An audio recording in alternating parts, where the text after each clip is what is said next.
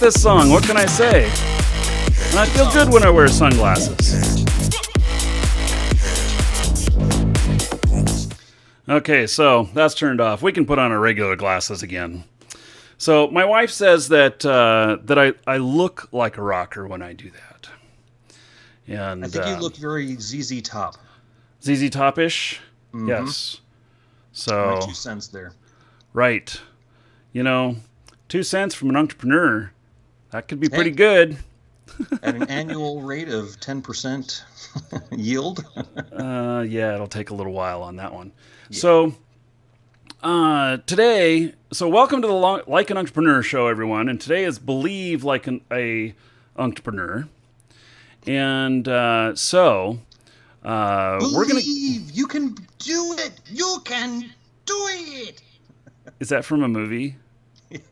Yeah, okay. It's Rob Schneider, I think.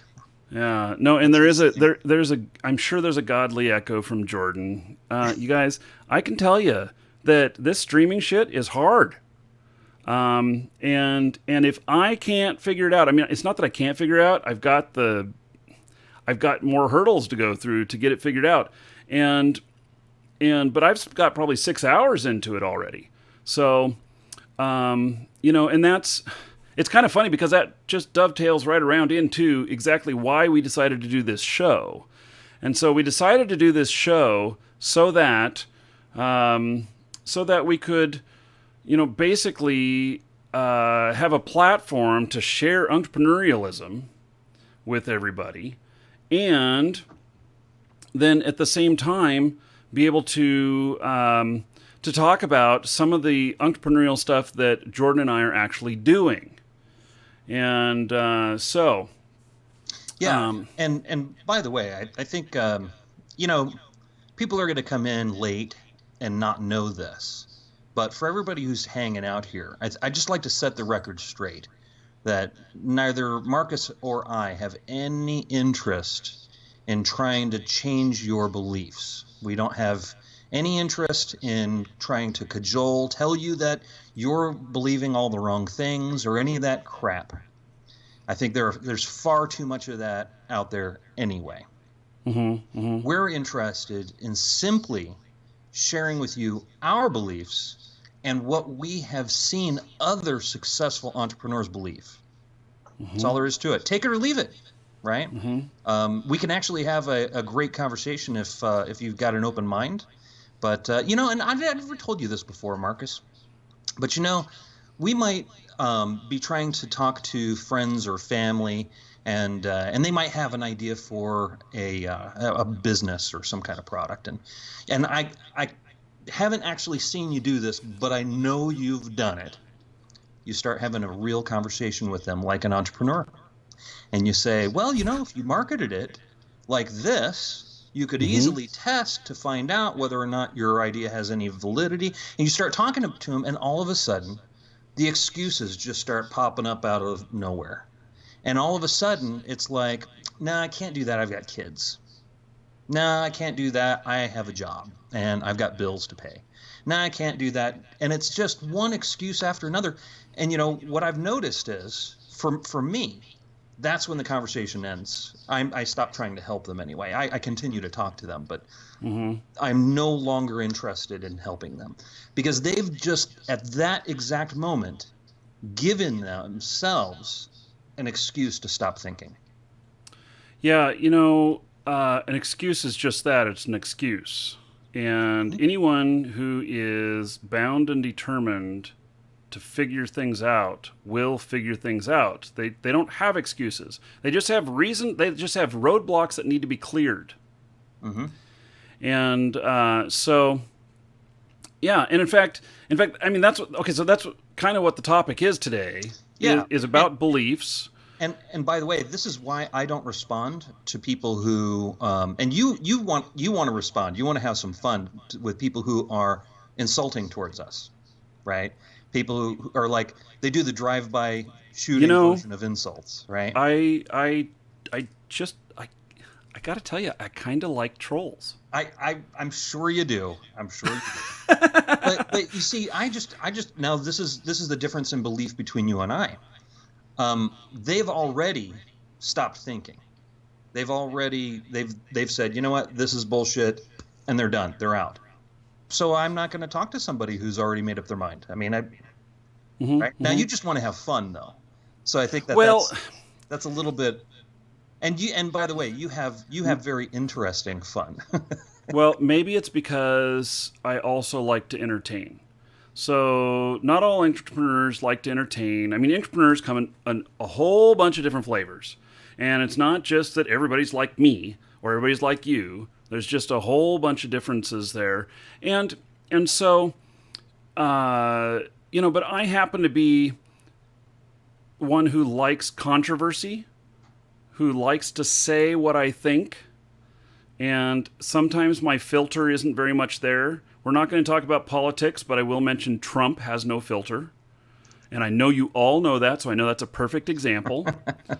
And but we don't talk about politics on the show. We're not talking about his decisions. We're just saying he has no filter. And what are you having a cow over that? I'm just laughing. You just Am I trolling chat right now? But here's the hijack for the hour. Right? Oh, sorry. Just going to hijack you right off the bat. No, I think it's hilarious. Yeah. I enjoy having a good time doing these shows and talking with everybody here. And I love to be an evangelistic entrepreneur.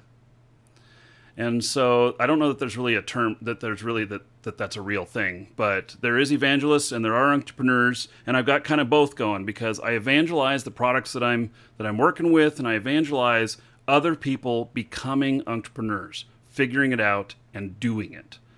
And yeah. So hey, I'm right there with you, buddy. All right, so just real quick, we're gonna tell you a bit more of this later in the show, but the reason that we started this show was because, and it has to do with my celebrating 10 years on YouTube, the thing that's up there on the screen right now. Hey, congratulations. Thank you. I got my wings. It's like I drank a Red Bull or something. And so the exclamation point no job in Twitch chat, or there's a link in the description in YouTube. And basically, our first product that you and I have put together is for how to play video games, publish them on YouTube, and get paid for it. That's exactly right. And then even taking it to the next level of making a living at it like I do. I know that, I'm in a bunch of different businesses, and so I split my time between different things. But I know, just like, some other streamers that I work with and stuff, like I'll give like Got Game a shout out because he is dedicated 100% full time into it, making a living doing this. And I know I'd be right there with him if I didn't have anything else that I was doing, including like doing these entrepreneur shows. So, but that's what that stuff is. So, if you want to, you could even be a kid doing this, honestly. And, if you're not old enough to spend money, then ask your parents, of course. But, the making videos, we can all do this. And who doesn't like to play video games? And, that I got to tell you, there are two things about this product that had me the most excited. First and foremost is I wanted to hear from somebody who's actually done it, who actually has a system for it, right? And this isn't your first rodeo. You've had many successful entrepreneurial ventures. Yes. Right? So this isn't one of those deals where you just tried something and it worked and you really don't actually know what's working. Right. I'm not a one-hit wonder. You're not a one-hit wonder. I'm like 7 or 8 hits. Yes. So something like that. Absolutely. Yeah. And I absolutely love the fact that you can actually take these strategies and use them in other businesses, not just doing video games. Which, by the way, everybody is looking for that magical cash machine that throws off money, but you have to build the machine to do it. I'd rather play video games building that machine. I mean, that's just me. I mean, Really good case in point here is that you could be a car salesman, and you could use this guide and interchange the word, video games with car sales. mm-hmm. And then you could make some killer content about cars and the cars that people want to buy. Mm-hmm. And just think of it. You can use that as an attraction method to bring in new customers. I got to go talk to the Kia guy down the street. I keep thinking about that because he gets on his on these commercials, and these commercials are cheesy as all get out. Of course and he's a really big guy, and I suspect he's from New Jersey or something. And he has what he says is the number one Kia dealership in the nation. And I kind of believe him because their parking lot out back goes for frickin' like a mile. It's absolutely enormous, and it's in the middle of a forest. It's got forest all the way around it, just one little road in. Really cool little spot. I'd love to have a house back there, but I'm just saying. I get off on that, having forest all around you and everything, nature, while you're still in town. And so, but he gets onto these commercials and he goes, "It's gonna be huge," and he does all of these things that are the right things that everybody thinks is so cheesy, but it's Saturday Night Wrestling for cars, and he does these things and it works. And I think that if I were to take these methods of, YouTubing and go out to his place and apply it there, that he would think it was great. He'd probably want to pay me a whole ton of money. I don't know. Yeah, do you know how much those guys spend monthly on ads? Well, I know it's got to be an enormous amount. Hundreds of thousands. Yeah. It's got to be an enormous amount. And they always have people there, and I don't get it. The car salesmen, they make them stand outside. And they make them all wear red shirts. And so there's all this group of them huddling under the one tree for shade, all standing out there. And I don't get it. Our buddy Scott used to sell cars, and really? I'd like to know if I think he's watching, and if you're watching, Scott, why don't you tell us why car dealerships make salespeople do that? I've always wondered that too. I would like to know that too. So we actually have there are a couple of entrepreneurs that watch the show that own car dealerships as well. So if you're here, all right, feel free to tell us. Yeah. And sure. I sold.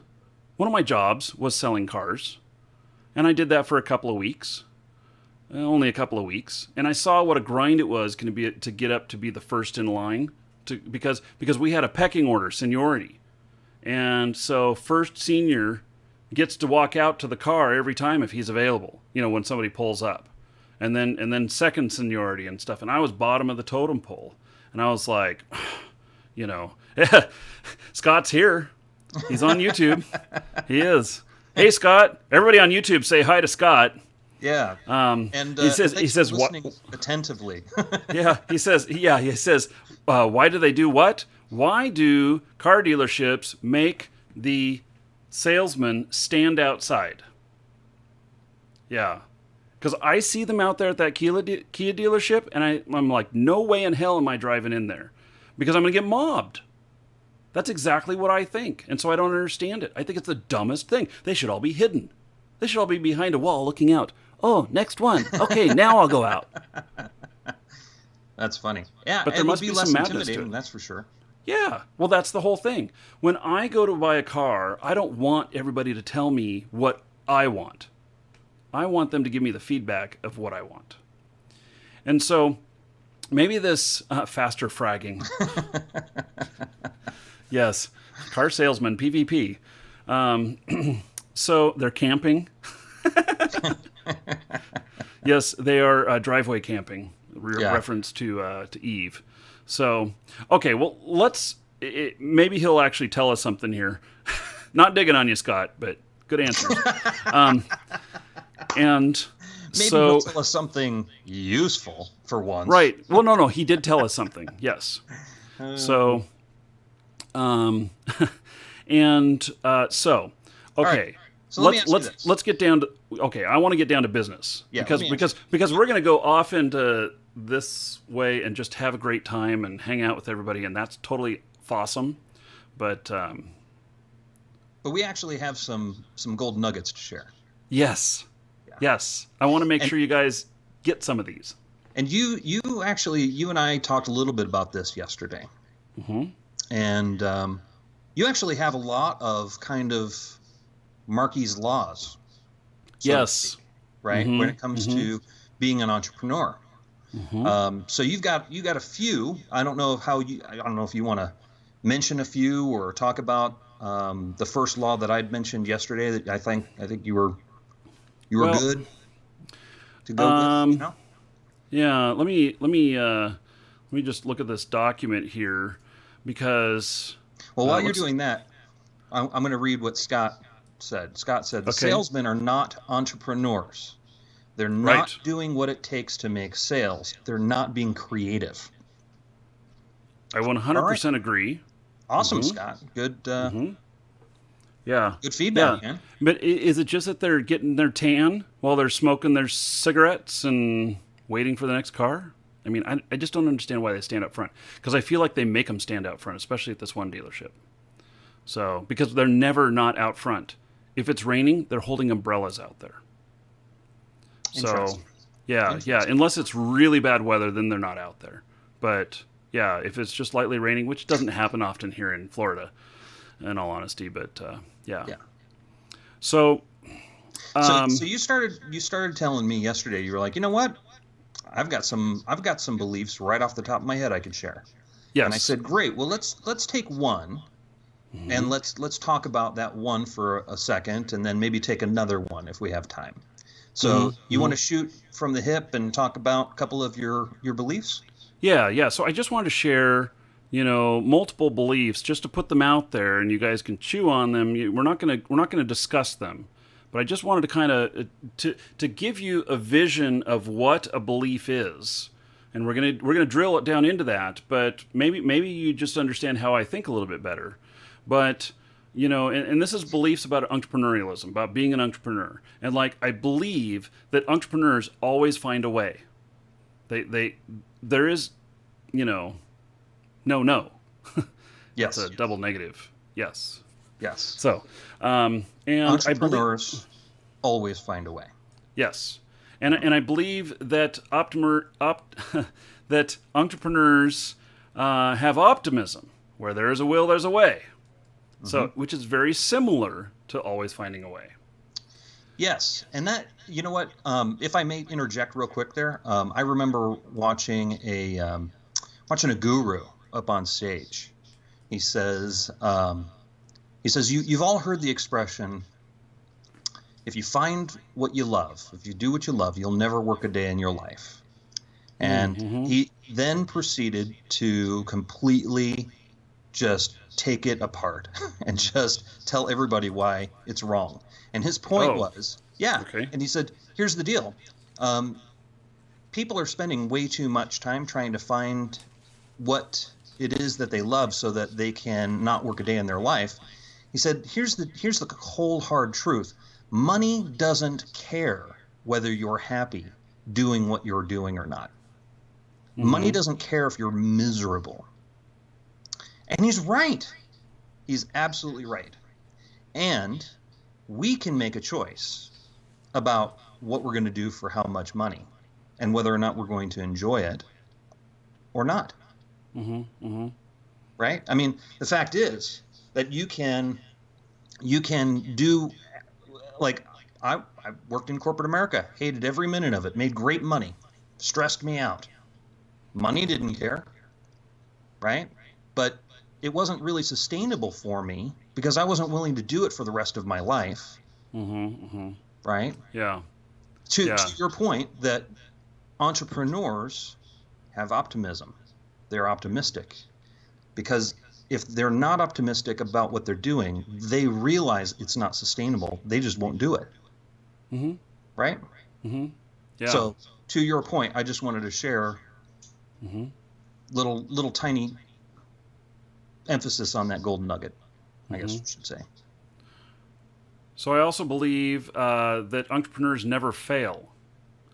And what I mean by that is we just pay a higher price for education, because any failure is not failure; it's education, and you use that to your next venture and everything. Yes. I think it's called wisdom or something like that. Yes. Yes. Experience. And by the way, some of that experience freaking stings. Some of that experience hurts, right? But we don't call it a failure. Failure is when you stop trying, when there is no Correct. more, finish line. Yeah. Yeah. When you're done, that's failure. Right. You die. Yeah. Yep. Yeah. Oh, you failed. He's dead. Yeah. That's right. That's right. Oh my goodness, that's so harsh. So we got a question from Scott. He says, do you believe that it's harder to be an entrepreneur than just having a salary job and doing what you like in your spare time? It's a good question. It is 100% harder. It is harder. It's not the easy route. Yeah, you have actually a phrase that you like to use about being an entrepreneur that always makes me laugh. Oh yeah. So why work for somebody else 40 hours a week when you can work for yourself 80? And that's what it is to be an entrepreneur. And if you're not into that, if you need more leisure time and everything, then maybe being an entrepreneur is not for you, and that's okay. Yep. Yep. And Pablo RSA says, think negative, you become negative. Yeah, absolutely. Absolutely. And it's just not sustainable when you are just miserable. You're going to be looking for a way out of whatever you're doing as fast as you can. And so that guru was right. Money doesn't care, but you care. Yeah, it makes me think of some of these Wall Street videos you've seen, movies and stuff like that, the people making the huge bucks, and then it all just falls apart because they couldn't sustain it or they didn't manage it well or whatever. And, happened to you? Well, yeah, I've lost everything a couple of times. Not through Wall Street, but I've been a millionaire before. Am I a millionaire right now? No. And that's by choice. I've decided not to go out there and do the big grind and everything, which I could. I've decided to do what I love and have the money follow. And that's another one of my laws, which I don't know if I've ever mentioned that before, but do what you love and the money will follow. Now, not everybody has the ability to do that, or maybe it has to be done in moderation until enough money is following to do it full time. But absolutely, I believe you're just going to work your ass off if you want to be an entrepreneur, and there's just no way around it. So it's the price you pay for that freedom and everything. So got it. And the last belief thing that I have on the list here is that entrepreneurs have figured out how to sell their stuff. So without any commerce or without any transactions, an entrepreneur is maybe not an entrepreneur. I mean, there has to be some sort of transaction. It could be that you are a entrepreneur that's working in charity, and you might be then called a philanthropist. And they are typically entrepreneurs who have hit it big, and they're working hard at spending their money. That's what a philanthropist does. But there has to be some sort of transaction there. You have to sell whatever it is, even if it's a gift to someone. It has to be sold because there's no guarantee they're going to accept it. Yeah, So, before any transaction takes place, there has to be some kind of communication. And normally somebody is selling somebody else. And we're going to actually talk a little bit about this towards the end, where we're going to talk about beliefs around salespeople and what salespeople do versus what they don't do. But before we do that, we're going to talk about your law number one. It comes from a philosophy, right? Your philosophy is, this is your philosophy. right, it's outflow equals inflow. Is that what you're looking for? Yes. The law? Your philosophy is entrepreneurs are always moving forward. Yes. Right? Yes. They're always moving forward. Do something, right? And the law that they're moving forward with is outflow equals inflow. Right? Now, you and I never talked before about it, but you just kind of said it as a matter of fact, I knew exactly what you're talking about. Mm-hmm. I mean, I've said I it to you knew. many times. Yeah, I knew for a fact what you were talking about in that instance was hustling to make sales or doing some activity to get sales in the door or Mm-hmm. some activity to create an income of some kind, right? Mm-hmm. Mm-hmm. Outflow equals inflow. And if we sit back and we cross our arms and we talk about how great it would be or why we can't or whatever, that is not what we call outflow. That is That's not what that's you're not planning. doing anything to generate Mm-hmm. income or Mm-hmm. inflow, right? Right. So, Outflow requires action. got it. Action is not planning. Yes. Planning is preparing for action. So, and Yes. that's where a lot of people get stuck. Yes. So how it goes is outflow equals inflow. In order to get the things that you want, you have to put some kind of effort out there or energy of some kind. Got to do something, right? You got to attract people perhaps that you didn't know. So it's Mm-hmm. not like you just can rely on your friends and family. Let's see here. If you, yeah, if you want to have that magical money making machine that just throws off cash, you first have to build it, right? Correct. Which is Mm-hmm. one of the common themes that you and I talk about. There are lots of gurus out there, get rich quick guys out there who talk a fast game about how their system can get you rich, right? And they completely don't, they just gloss over, they don't even mention how much time it's going to take for you to build that machine that they're talking about. And what steps will you be taking building that machine? Are you going to have to cold call people? Are you going to have to do stuff that you absolutely hate? Right? Mm-hmm. Are you going to have to invest even more money when you get down the road and realize that what they gave you was crap, right? So with that in mind, once again, in order to get what you want, you have to exert effort. You figured this out at a very early age, didn't you, Marcus? Yeah. Mm-hmm. So you really, really wanted toys. You were 9 years old, you were telling me, and you Oh really yeah. wanted toys. So, I know you all have heard of Amway. So Amway Not is very necessarily. international. Not Well, necessarily. it's very international, but we got to talking about this because we were talking about multi-level marketing, and and the you know Amway is a way to test the waters of being an entrepreneur, or any of those, Mary Kay, or Herbalife, or whatever these are. Um, Yeah, by the way, a lot of gurus recommend getting involved with an MLM so you get yeah, some of that training. and I've always thought MLMs are evil, and I never thought about it that way until you said that. Because the value of getting into an MLM is learning what they are doing. Did I tell you I was going to go be a spy tonight?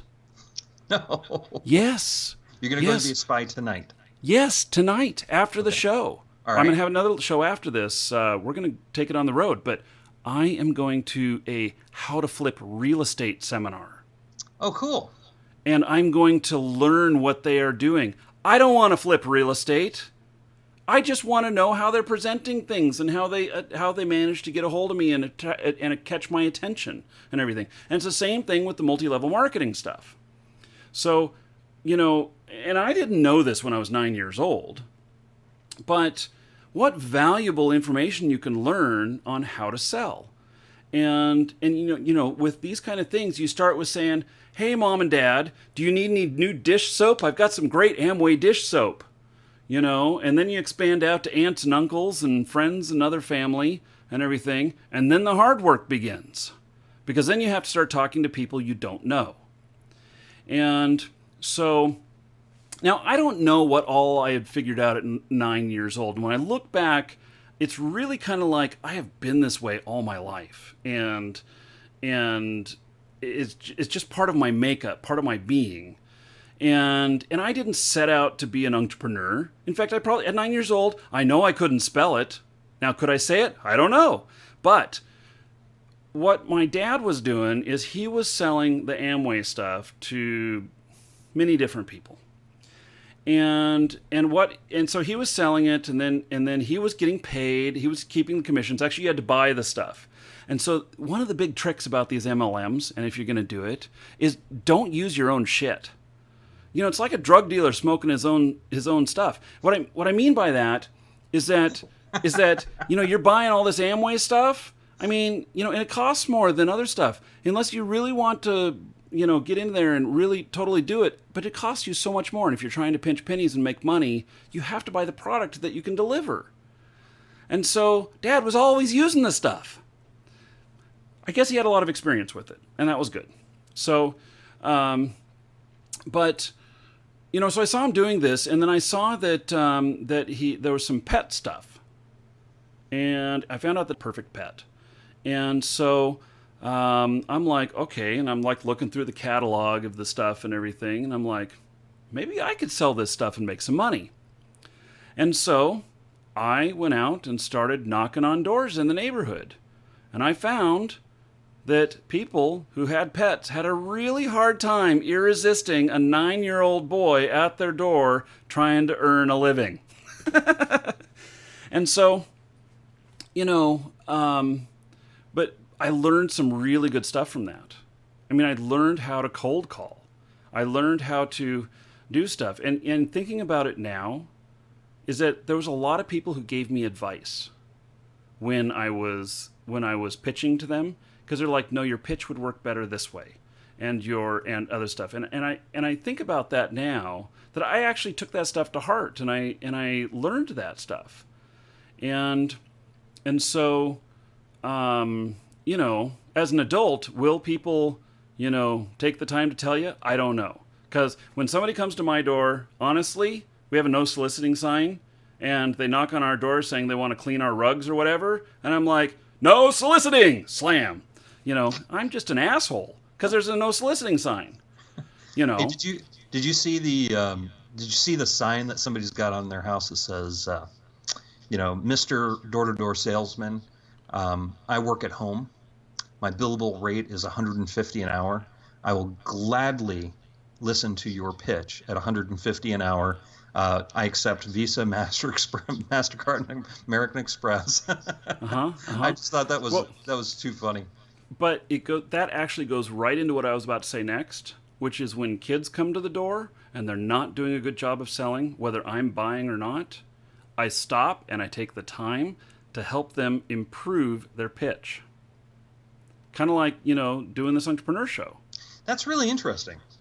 That's really interesting. I don't slam the door on I wonder, kids. I wonder how many people do that.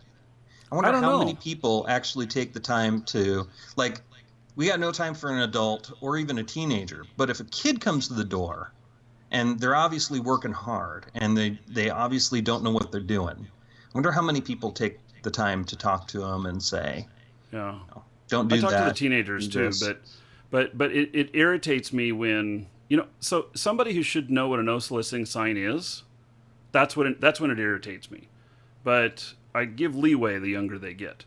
And Gotcha. And I take the time. If I've got the time, I'll take 10 minutes and talk to them. And I'll help them with their pitch. So, and then I don't buy anything from them. But, I'm just saying. You're like the adult that gives apples away at Halloween. Oh, yeah. Trick or treat. Oh, yay. Yeah, except yay. These days, nobody will eat them. They're all afraid somebody's going to put a razor blade in them. Yeah. So, yeah. True that. So, yeah. Yeah, it's true. I know. So, you figured out at a very early age that outflow equals inflow. Right. The more I did not make any sales unless I was out there knocking on doors. Yep. Absolutely did not. And the same thing goes for these days. You don't make any sales on your website if you don't promote it. It's the same philosophy. So this whole thing of, who was that, Mel Gibson that was in the Field of Dreams? Who was it that was in Field of Dreams? Kevin Costner? Kevin Costner. And if you build it, they will come. That's bullshit. Because if nobody knows it's there, no one is coming. Yeah, I love it when I hear somebody who is a young entrepreneur, or somebody who's a pup, so to speak, as we call them, say, if you build it, they will come. And I think to myself, okay, they just raised a huge red flag. I'm avoiding this person like the plague Mm-hmm, because mm-hmm. like they're going to want me to be a part of them building something in the hope that eventually they'll be able to make a sale. No thanks. Yeah. So with that in mind, we all know somebody who has the dream of building something, right? In fact, they don't get that outflow equals inflow. They think that dreaming something up is the same thing as inventing it, or the same thing as owning it, right? So we've all had friends who say, hey, did you see that XYZ? I thought of that 3 years ago, That right? always gets me. Yeah, me Mm-hmm. too. I mean, so I'm hanging out with a buddy at his house, and he says, see that infomercial right there for the special brownie pan? I thought of that 5 years ago. These people stole my idea. And I Mm-hmm. thought, Mm-hmm. oh God, I want to really? know what was so special about the brownie pan. Oh, it was one of those brownie pans that had lots of sides to it. So each brownie batch has lots and lots of Oh, because the corners crust is better. because Yes. apparently the Mm-hmm. dry, crunchy No, parts I the get it. best. I would buy it. Fair enough. Well, don't tell Yes. him that because he thinks that these people stole his idea. Well, you He know, doesn't get the outflow equals inflow. well, if okay, so it's really great if you have an idea, but you have to take action to make it into fruition. It has to come to fruition. And so you're sitting there and going, hey, I came up with this. They stole it from me. That's bullshit. Because any idea that you have, you may think you're unique. You are not. There are many other people who have the same idea. The one who takes action wins. And how much you win, well, maybe that's how early you were to market, or how good you are at marketing, or other skills. But no action absolutely equals no win. And I've heard this a dozen times, of other people saying, I made that shit up and now they're doing it. And the problem is they didn't take action. And I these days, would I say something to him? Oh, I don't know. Maybe I'd chuckle a little bit about it, but and that goes right into that. I have ideas all the time too, and I see other people that do them, and so all that says to me is that I did not take advantage of the opportunity fast enough. That's all it is. I don't need to Yep. beat myself up for it, saying they stole my idea or something like that. Yep. So they didn't steal nothing. They came up with it. They have to know about it to steal it. If I didn't tell anybody, it's not stolen. Yep. Yep. And to boot, we all know people who don't get this very core principle, the Marcus law of outflow equals inflow. We got a good question in chat. Mm-hmm. DP Roberts 99 said, if I quit my day job and started playing video games full time, doing what Marky does, how many months of income do I need to have saved up? I can answer that by saying, I'll answer that if you can tell me how long I need to save up for the next house I want to buy. What an asshole. I know that was a real asinine response. So, So I think a fairer question might be, how long did it take you, Marcus?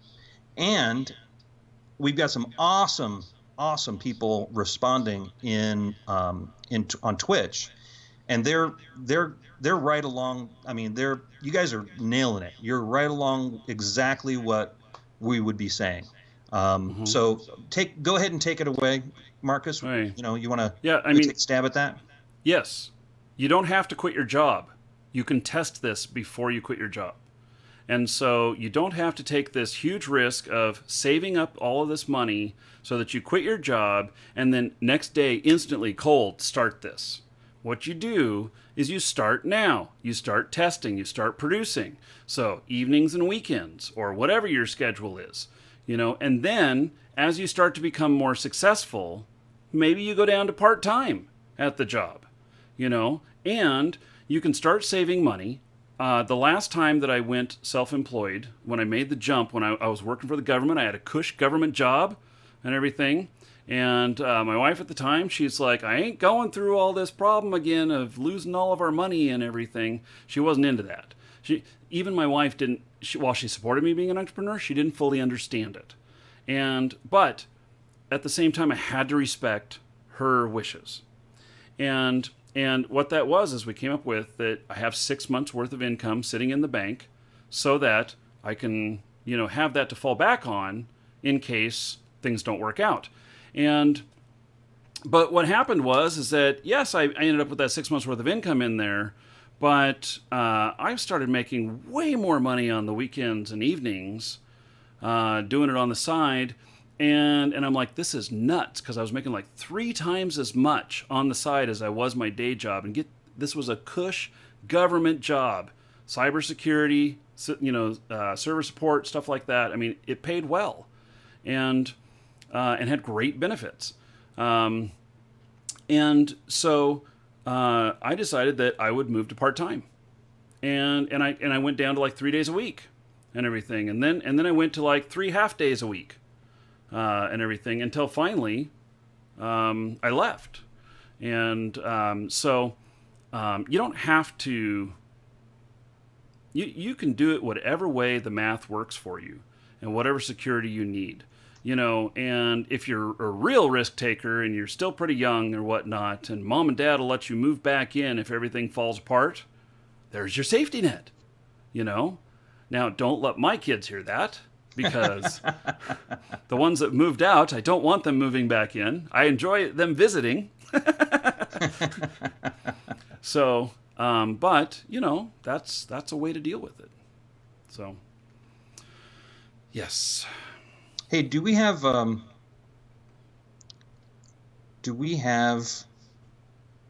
the chat on YouTube open? I do.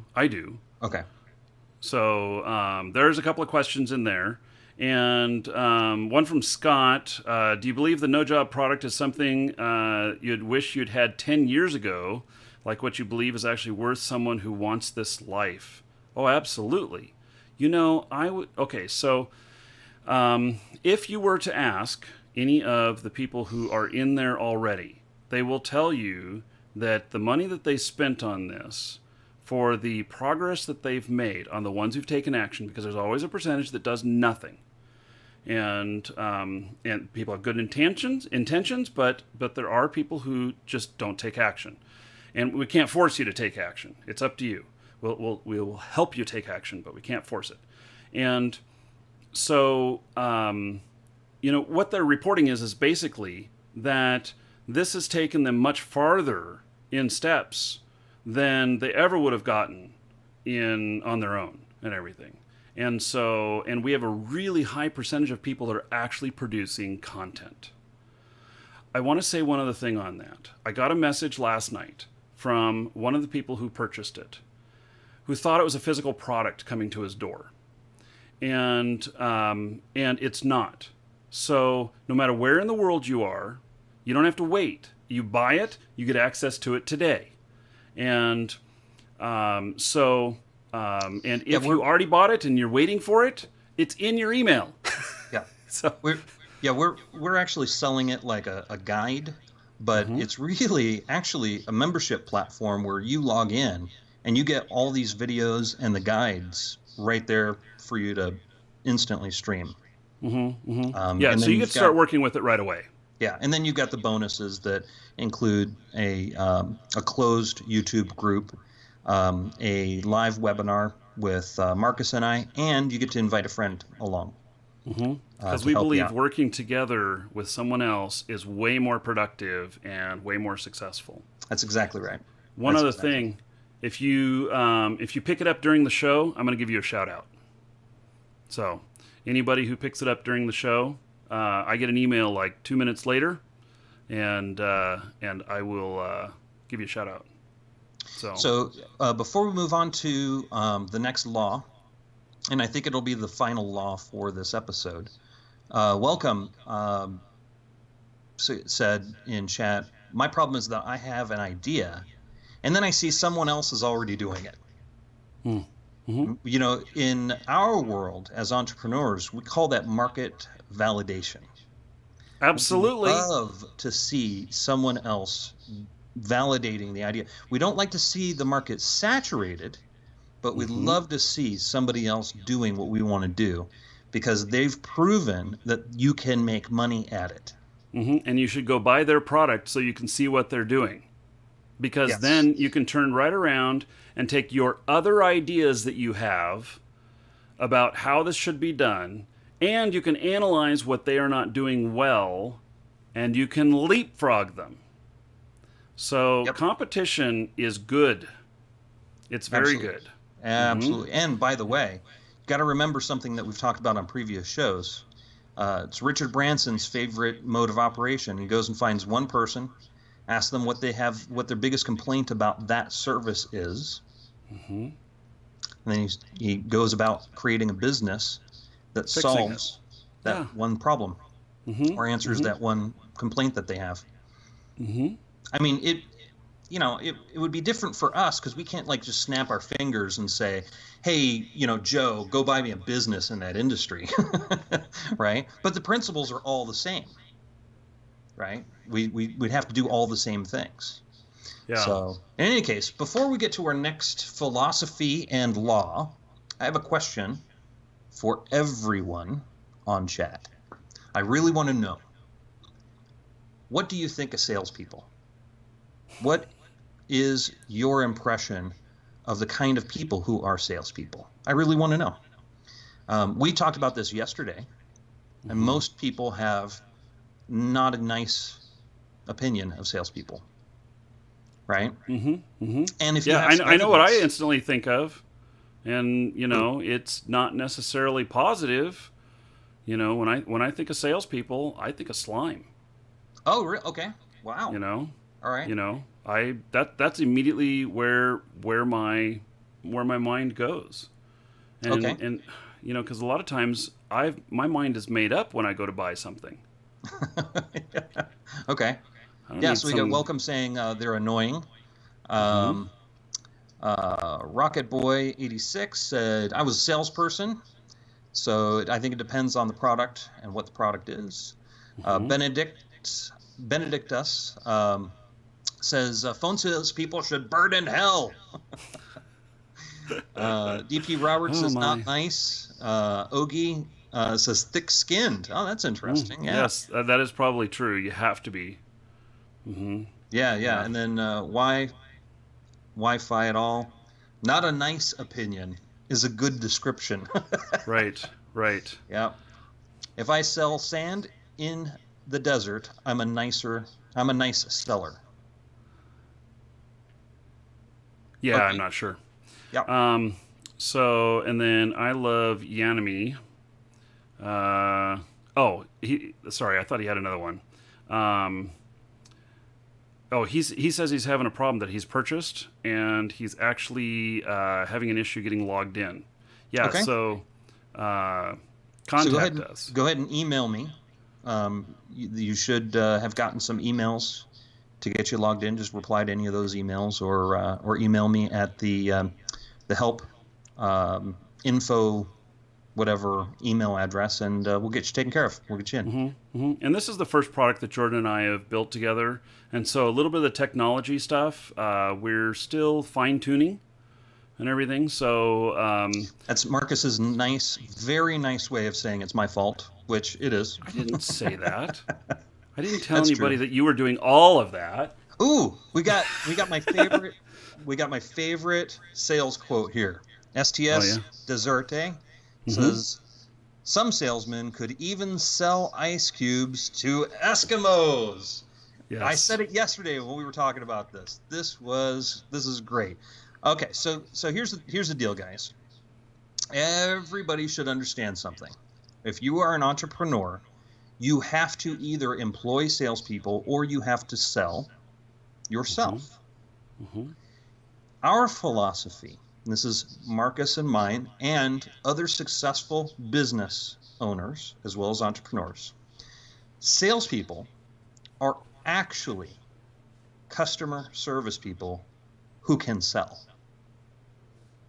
If you are not a customer service person who can sell, you're not a good, ethical, powerful salesperson as far as I'm concerned, because that hurts the business. And a good, ethical salesperson would not sell ice to Eskimos This is because they true. know they don't need ice, No, right? but they will sell them better saws to cut that ice They could, they could, because and Eskimos would need that. that's right, that's right. Yes. And the right salesman to come along would be viewed as a friend who Oh, really takes an absolutely. interest in making their lives easier. Yeah, I haven't thought about it that way. You know, I think about that when the people that I do business with, that if they call and they're pushy, it doesn't go very well with me. But if they call, how you doing? How's the family? And I'm not talking like false talk. It's like, hey, I'm just checking in to see if everything's good. Do you need anything? No? Okay. Well, I'll call you and see how the family's doing again in a month. And that's Yep. a much different way of doing things. Yep, I agree. I agree. Great comments in Twitch, guys. Really, really great comments. I think I found a new favorite, though. Nick Pa says, sell a bald man a comb. Right, right. I have a little bit of hair, and this does need a bit of grooming. I was You wondering know, if you were going to take that personally. who That's me? No. yeah. So, okay. Yeah, go ahead and reach out to me on Facebook. Go find our private Facebook group for the product, and we'll let you in, and we'll support you from there as well. A lot of great, we got a lot of great people in our closed Facebook group for this product. Hmm. I gotta tell you, I almost don't want more people into this group because we got such a great vibe going. I know. I thought Everybody's about helping that. each other. I mean, let me tell you something. I've done online marketing for a long time. I've managed a lot of Facebook groups. I've never seen anything like this, where everybody's just so freaking awesome. So, but anyway, so let's continue. Okay. So the Marcus law is good salespeople are only good as long as they provide value to the customer. Everybody here is talking about like why do we want to talk to salespeople? They're annoying. They're asses, right? Well, salespeople, for the most part, are trying to get you to buy something that you have no interest in that doesn't provide you any value. No. Right? And by the way, to defend salespeople, a lot of companies make the salespeople do their own lead generation as well. And that's different. As a matter of fact, we should probably do a show on lead generation versus closing. Because if you lump all salespeople into one category of one operation, that's incorrect. Yeah, it's the same thing as attraction and conversion. Yes. You can attract all the people you want. If you don't land them someplace that they want to be, they go away and they don't buy anything. So. Yes, that's exactly right. That's exactly right. There is a video on my YouTube of my dad and I talking about this. He managed his own lists and everything. Yeah. And it's in the Be Your Own Boss series. Yes. And so he was the number one salesman. Now he wasn't he was a bit of an entrepreneur. He owned his own company for a while, but he had his own list of people, and he became the number one salesman like 10 years running in the company that he was working for, and they had like 2,500 stores across the United States. So being number one is a huge deal and everything. And it's that he knew how to cultivate his contacts and to reach out to them. And like they didn't have email those days. He hand wrote letters to each one of them and mailed them out and knew when their birthdays were. See, this is the other thing too. We were talking about, asking about the family and stuff like this. He knew when the birthdays were. He knew when the anniversaries were. He knew like what complexion they were so that colors, fit and stuff like that, like things that you wear. And he knew what kind of house they had. Was it a log cabin or was it a castle? What kind of stuff's going to look good in there? All of that information helps you, which is exactly what they provide value to the customer. See, if you walk up to me and you want to sell me something that I absolutely cannot use, you provided me no value. But if you come up to me and you want to sell me something that I actually need, that solves a problem that I may or may not have known that I had, I find you to be highly valuable. I may not be able to afford the product, Sure. but I find a lot of value in that. But that's a marketing problem. That's a lead gen problem. If they've put a salesperson in front of you and you weren't qualified because you don't have the money. That's Well, but you don't know that knocking on doors. And some of the best people are people who can read a person as they're talking to them and start to identify, okay, I'm gonna talk about this and this and this. And the number one item not lighting up at all. Okay, second item lights up. They have a need for that. Yeah. Because they're engaging. Yep. Yeah, I got to tell you, I feel very fortunate to have spent an afternoon with your father. He's such an interesting guy, a fun guy to talk to. And when we were talking business, I kind of asked him, how he went about doing, because I mean he was in the jewelry business, right? Yes, he was in the jewelry business. Didn't really get hired in at any special level, was hired in like anyone else is hired in retail. Go stand behind the counter and sell this stuff. And he just took it one step further, and he created his little black book, is what they call it, right?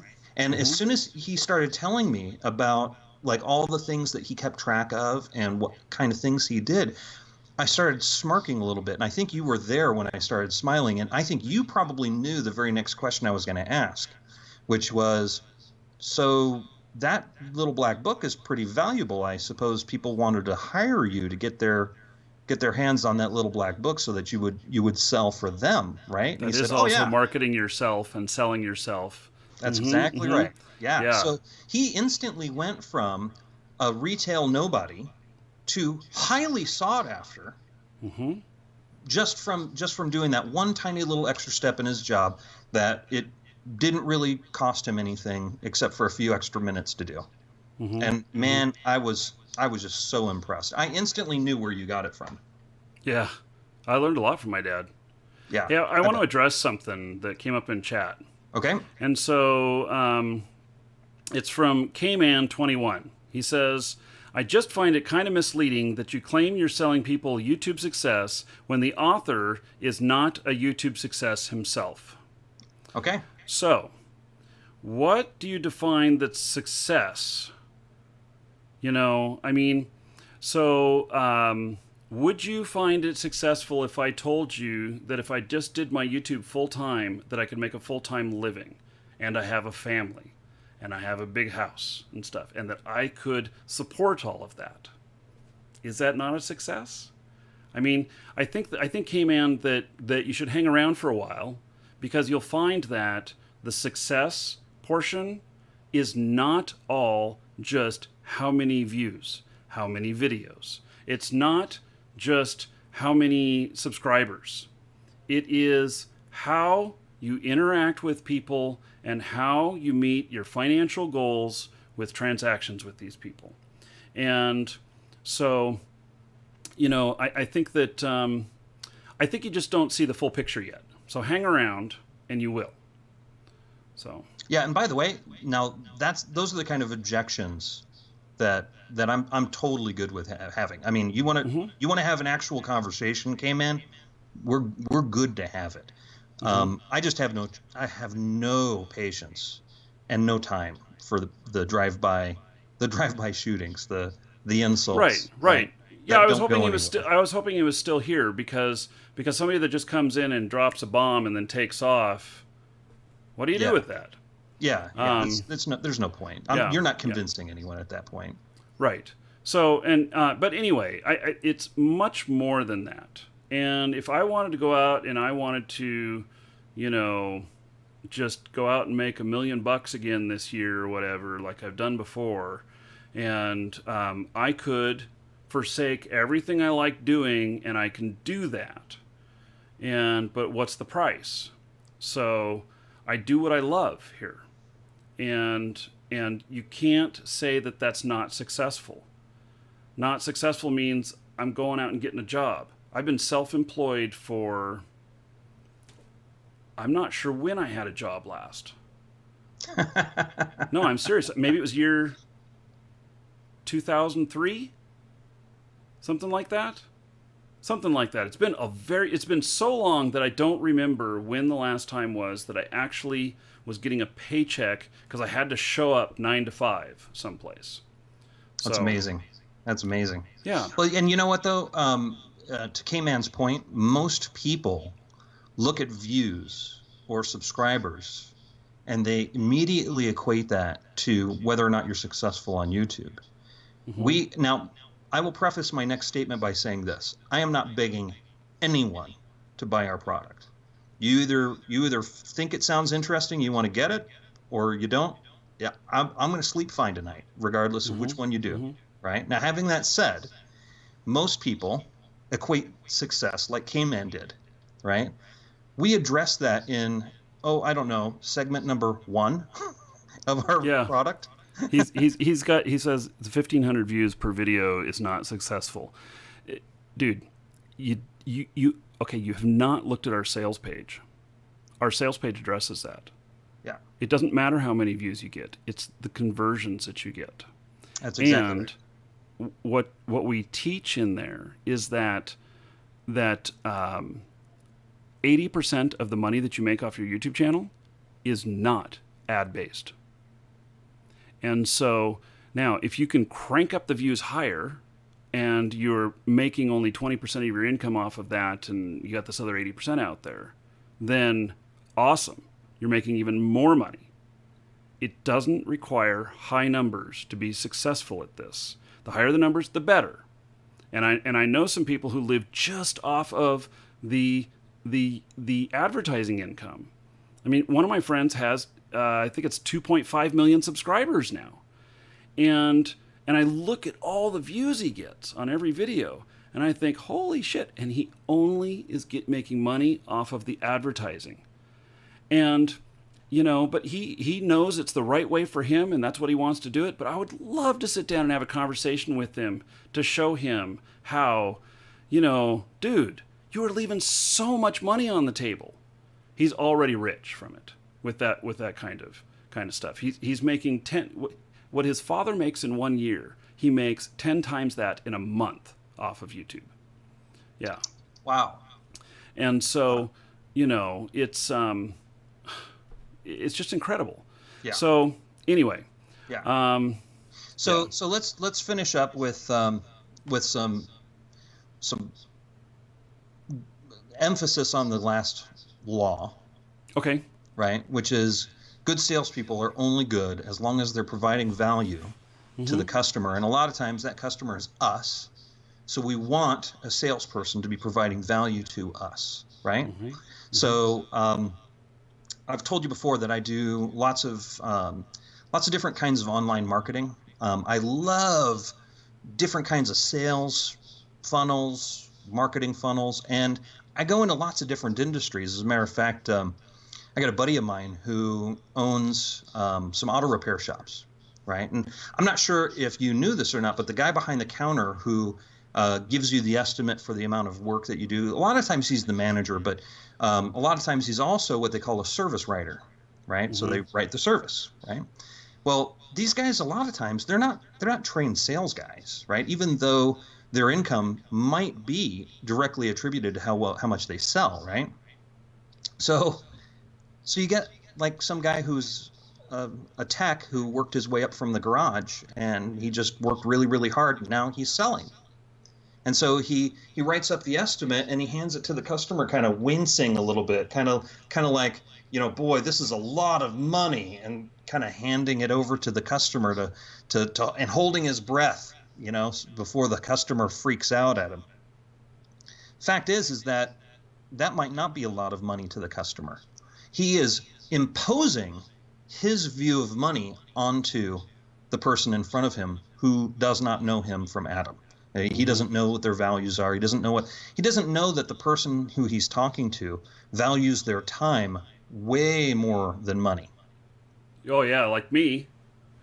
Yeah, Right? I never. There's never enough time in the day. That's Mm-hmm. right. So that's what you get most of the time with service writers, right? So one day I come to visit my buddy and we're talking about what we're going to do with his website or his Facebook or whatever. I can't remember what we're talking about. He had a new guy, and the new guy was the service writer, and he was crushing it. This guy made more sales than anybody the owner had ever heard of. Mm-hmm. Mm-hmm. I mean, this guy was no just regular off the street service writer. He was a salesman. I think as a result of the amount of sales that he provided that shop, ethical sales, by the way, because the business doesn't survive if people are coming back saying, you sold me something I didn't need, right? So Right. nobody was encouraging him to be unscrupulous or unethical. He was just great at what he did. Mm-hmm. And I think the normal guys make, 40 or 50,000 a year. I think he made more than twice that. I think he was doing 120 a year at this. And he was the only one in the industry that anybody had ever heard of who could command that kind of money Mm-hmm. because he could make the sales. See, the sales are so important to a business. If you don't have them, nothing happens, right? So this guy was crushing it. And I'm talking to my buddy one day, and he's the owner, and I said, so how's that guy working out? He's like, he is killing it. In fact, he's making so much money that I'm able to ignore the amount of money he's stealing from me. At which point in time, my jaw hit the floor. I mean, And the you've drawer. worked in retail. I've worked in retail. There are a few things that it's just not okay, right? And stealing is one of them. But just imagine this for a second, okay? This guy does good ethical sales, Mm-hmm. generating money and not return angry customers, because that Mm-hmm. doesn't equal sales. That equals money you have to pay out to some degree, right? It's doing good ethical sales, and it's so valuable that the owner does a quick math in his head and says, if I fired him and hired a regular guy, like one of these guys who would do an okay job, but not generate the sales, this is how much I would be losing in revenue. So I'll keep him. I'll keep him, and I'll let him steal from me. Could you imagine? Crazy. Now, yeah. Now, so get this. I bring a sales trainer. This guy is extraordinary. He has taught huge corporations. I bring in a sales trainer to train the other service writers in this outfit, so that they can up their game, and he can fire the guy who's stealing from him. Mm-hmm. Half of them took the training and quit the next day. Isn't They're that crazy? they're so freaked out over being a sales guy. They didn't want the label of being a sales guy because they thought sales guys are bad. Do you guys get the point of this? Like that that their perception of being a sales guy was a slimy thing that I was talking about, and they didn't want to be that slime. But if you do it right, there is no slime whatsoever. That's right. That's right. If you do it right. Mm-hmm. That's right. And you're actually uncomfortable talking about this.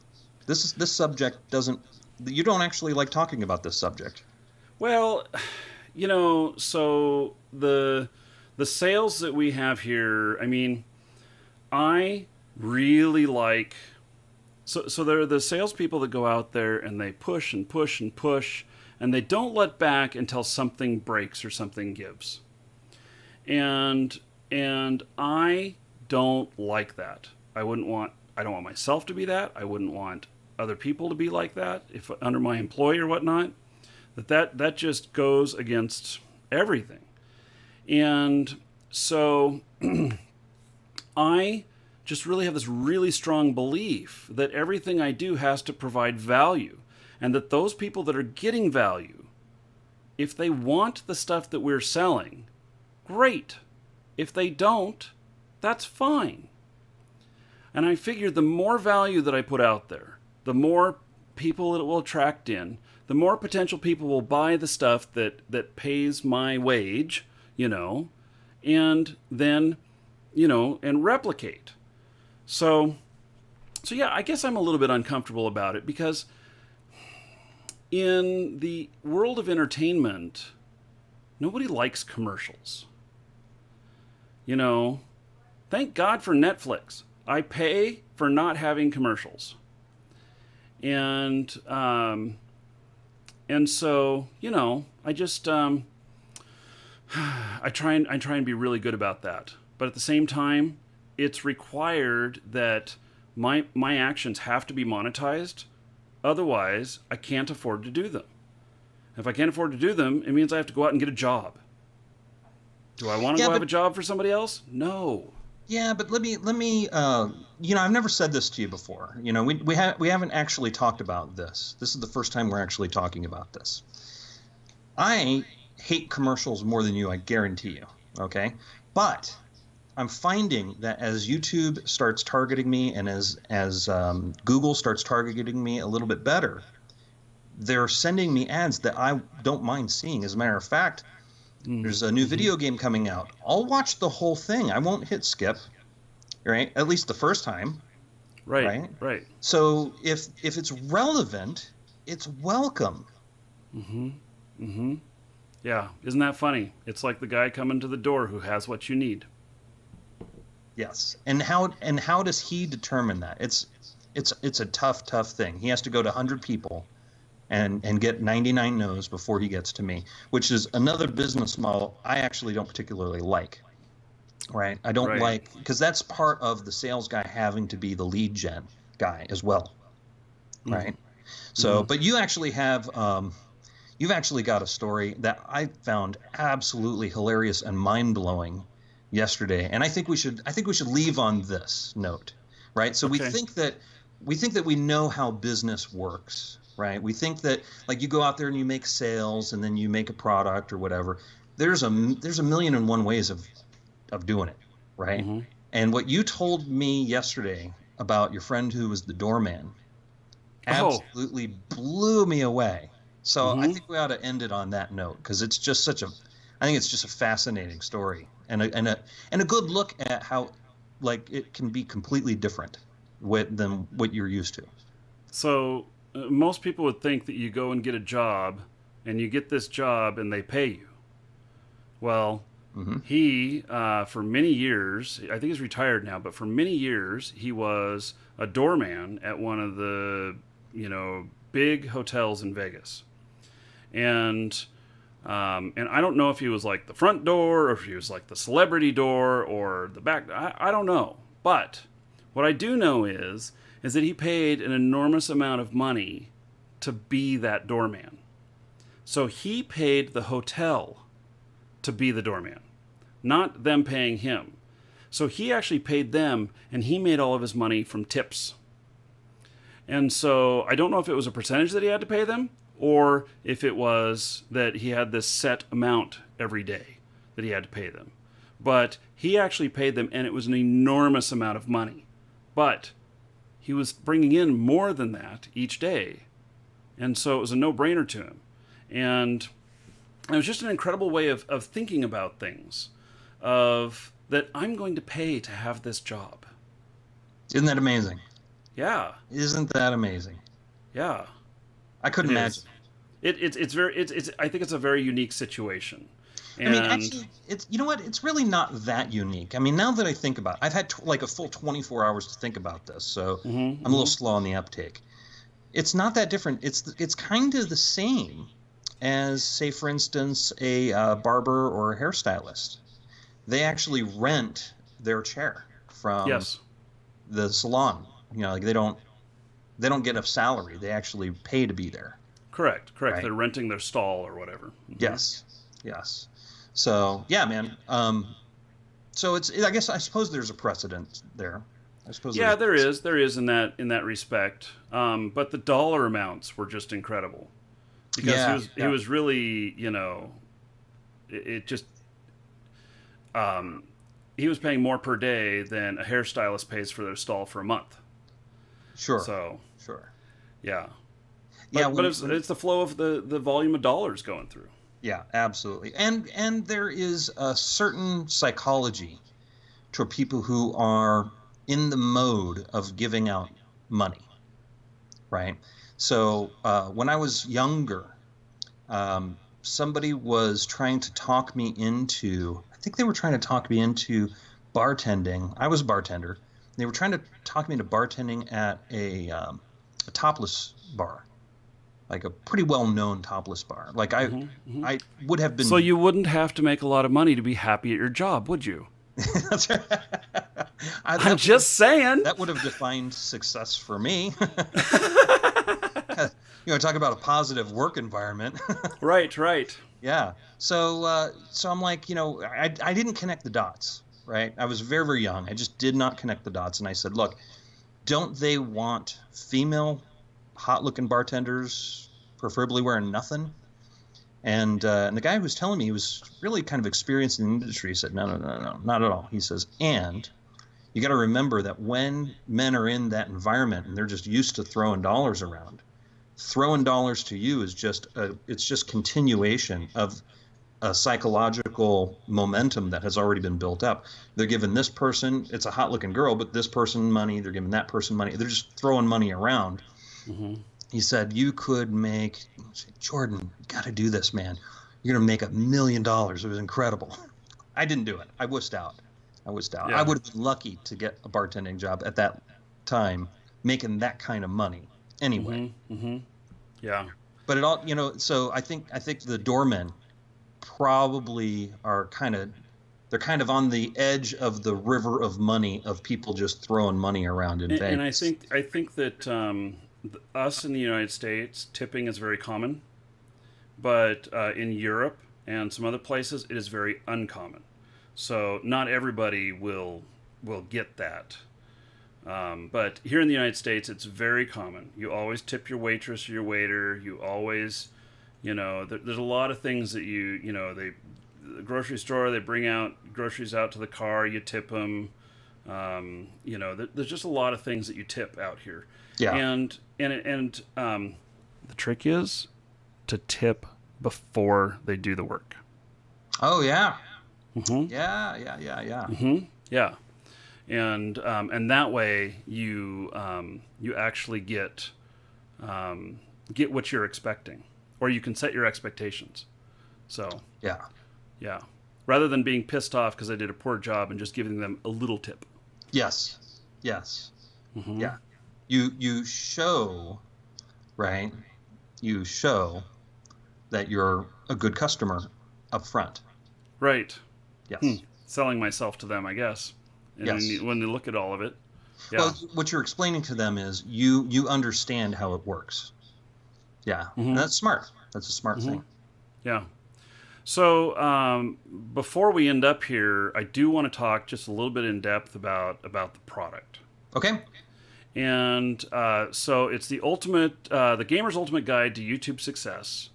And basically, it is if you've ever thought that you want to play video games and get paid for it, and publishing videos on YouTube and everything, then this is something you should take a look at. We also go a little bit further in saying that the principles that we apply in all of this are the same principles that I've used over many years, many different businesses, whether it's a computer store, whether it's limousine services, or whether it's game code sales, or whether it's whatever.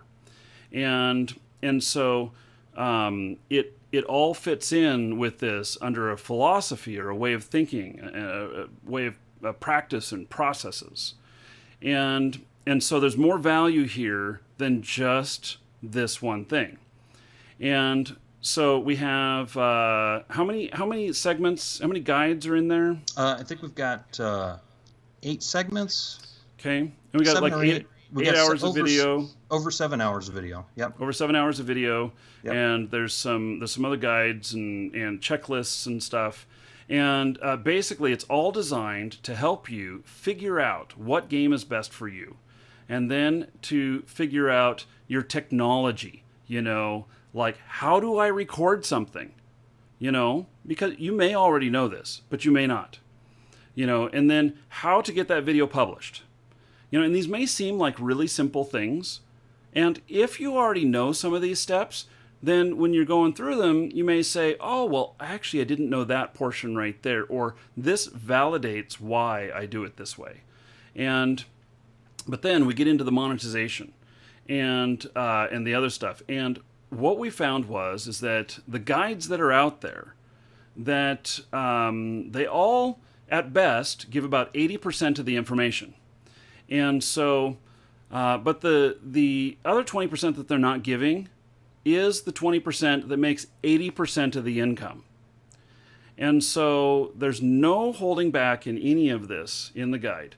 We tell it all. We tell that other 20% that makes that 80%. And so all the stuff in here, the package is way more value than what we charge for it. And I really, really enjoy the success that we are seeing people have. And now there's some reasons why we don't give out a whole bunch of information like stats numbers, and it's because we can't. And it's like in the U.S. laws and everything. So anybody who's here that's enjoyed it, having good success with it, they can say that they're having good success. They can say that they're pleased with it. They found good value and everything, but they can't share earnings numbers. They can share them in the group. They cannot share them outside of the group. And it has to do with advertising laws. Yeah, our closed YouTube success group is really incredible. We support each other, and we want to see results in there. So everybody's posting results all the time, and sometimes they're just we're starting out. So there was a guy who said, I made my first 3 cents, right? And it was just a riot. Everybody was commenting and laughing and making jokes and stuff like that. But the point is that he went from 0 to something. Yeah. And that's he got his first video published. Yeah, that's right. That's exactly right. Pestilence 17 asks, do you go into how to manage taxes, etc., for people who wish to have this as a main income? No, we do not. We do not make any legal recommendations for business structure, anything like that. This is not a business in a box. This is how has Marcus done this for the last 10 years as a full-time income, right? How has he done it? Okay, and it does not have anything to do with straight up YouTube ads paying him, right? He's doing it like an entrepreneur does. I think Slinging Shards asks, what's the cost of the system? It's about the cost of a video game. That's $45. And so far, everybody has told us, you guys have given us way more value than just $45. And we agree. We agree. K-Man's still at it, and he's... Yeah, I have not been able to focus on the chat at the same time we've been talking. Yeah, so. Man. K-Man, you've got to be like the biggest skeptic I've ever heard of. Okay, so here's the deal. Everybody in the world can buy this product except for K-Man. To answer your question, K-Man, proven audience attraction formulas are both for YouTube and outside of YouTube. Because we don't, for the 15th time, K-Man, we don't make all of our income from YouTube ads, right? And that's where it's so important to have high numbers if you're just making your revenue off of YouTube ads. You have to have a shit ton of views to have YouTube ads support you. We're not talking about that. We're talking about other kinds of revenue, okay? So what else do we have? I don't know. U.S. Marine Corps tanker. Don't feed the trolls. Ignore them. Yes. Yeah, my point earlier. But you know what? K-Man was asking good questions, and he was skeptical like we all are, right? So and the amount of time that he's put into writing all of this stuff and arguing with people, he could have made a video by now and have it uploaded. That's right. That's exactly right. I'm just saying. Yeah. Yes, that's exactly. So, okay. So I think that's it. Unless you got anything else.